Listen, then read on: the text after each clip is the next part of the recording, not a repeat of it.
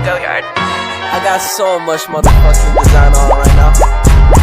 Break it down, bring it back, make it clap. I got 3 old thoughts, new guap, where that dick. Bitches on my line, and you know they come strapped. Hold up, what it not, 45, scope it catch like whoa. How you fucking make it clap? I got 3 old. Keanekaragaman hayati atau keanekaragaman makhluk hidup berasal dari berbagai sumber dalam suatu ekosistem.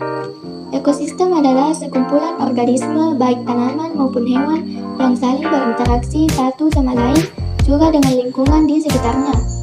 Mari simak lebih lengkapnya penjelasan mengenai keanekaragaman sumber daya alam meliputi jumlah maupun frekuensi dari ekosistem, spesies maupun gen di suatu tempat. Sedangkan kata hayati itu sendiri berarti sesuatu yang hidup.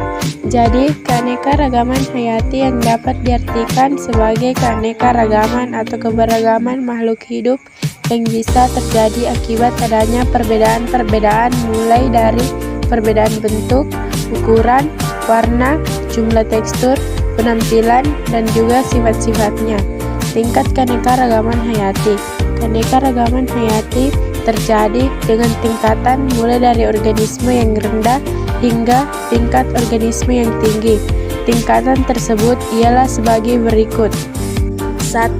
Tingkat gen. Keanekaragaman tingkatan ini disebabkan variasi gen atau struktur gen dalam suatu spesies makhluk hidup. Gen sendiri merupakan faktor pembawa sifat keturunan yang dapat dijumpai di dalam kromosom. Setiap susunan gen akan memberi penampakan baik anatomi ataupun fisiologi pada setiap organisme. Bila susunannya berbeda, maka penampakannya pun akan berbeda pada satu sifat atau bahkan secara keseluruhan. Keanekaragaman ini cukup mudah dikenali dengan ciri-ciri yang memiliki variasi, nama ilmiah yang sama, serta perbedaan morfologi yang tidak terlalu mencolok. Biasanya, keanekaragaman hayati tingkat gen disebut sebagai varietas. Contoh keanekaragaman hayati tingkat gen pada tumbuhan. Mangga atau Maggifera indica dengan varietas Mangga argumanis, Mangga mana lagi, Mangga gole, dan lain-lain.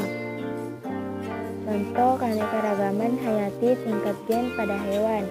Kucing atau Pelicatus dengan ras kucing Angora, kucing Frisia, kucing Spitz, dan lain-lain. Keanekaragaman satu ini dapat ditemukan pada komunitas atau kelompok berbagai spesies makhluk hidup dalam genus dan famili yang sama di suatu tempat. Misalnya di hutan, contoh keanekaragaman hayati tingkat spesies pada tumbuhan.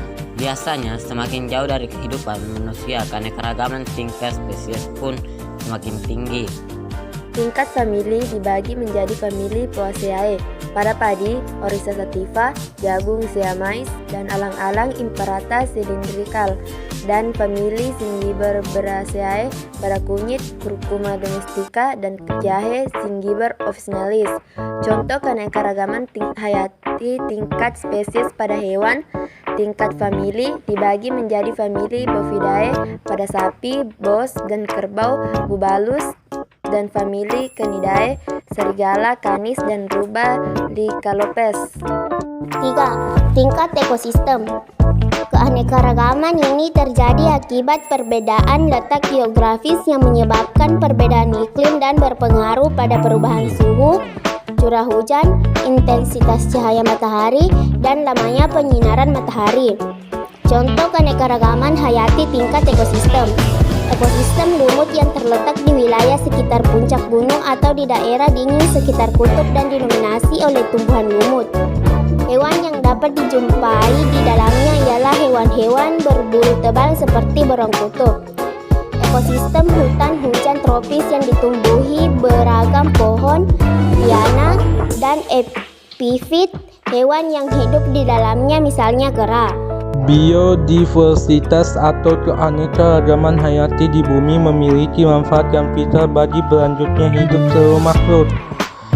Keragaman hewan dan tumbuhan serta organisme bumi memenuhi segala macam kebutuhan yang diperlukan oleh kita sebagai manusia. Kebutuhan yang dipenuhi oleh ketiganya tak hanya mencakup kebutuhan primer, tetapi juga kebutuhan sekunder. Upaya pelestarian hayati. Seluruh makhluk hidup di bumi sudah seharusnya dijaga dengan segala Upaya agar kelestariannya terjaga.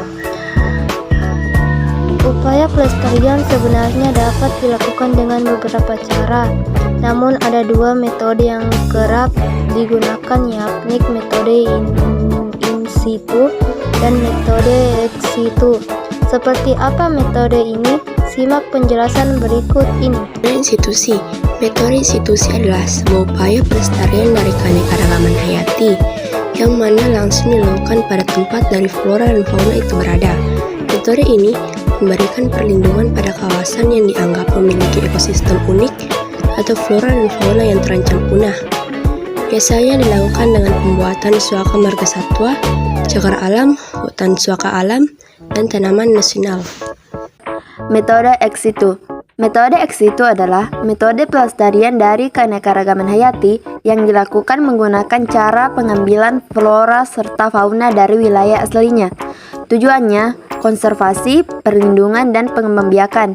Metode ini pun dilakukan ketika ekosistem dari tempat flora dan fauna tersebut tinggal sudah hancur total maupun rusak, sehingga membutuhkan waktu agar dapat ditinggali kembali.